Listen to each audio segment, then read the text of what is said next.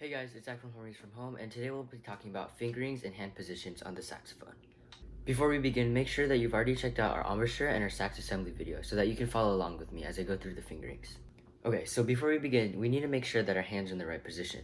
To do this, put your left hand on the octave key back here, your thumb will be pushing this key, and you want to have your pointer finger, your middle finger, and your ring finger on these three. Some saxes might have a pearl for this top key, but you want to make sure to keep your finger on the second key from the top, right here.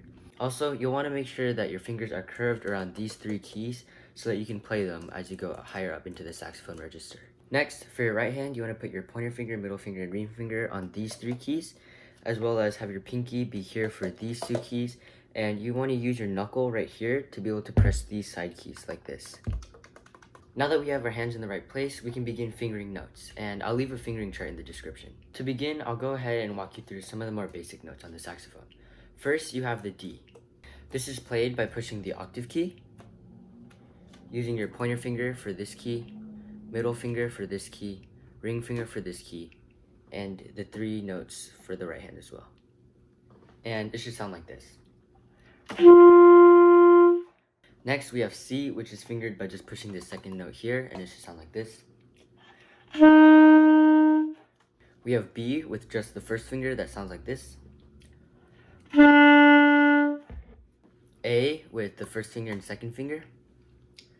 And G with the first, second, and third fingers. Now that you know the fingerings for those notes, you can go ahead and play the first 5 notes of a G major scale.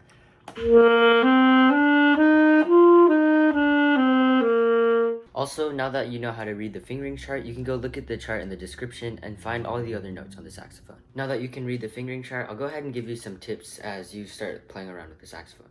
For example, when you play, you want to make sure that your fingers stay onto the keys and that they don't fly around like this as you play. You also want to make sure that they're nice and curved and they're relaxed with no tension, which will make it easier to play quickly. Be sure to subscribe to Harmonies from Home and stay tuned where I'll be posting more saxophone videos. Peace.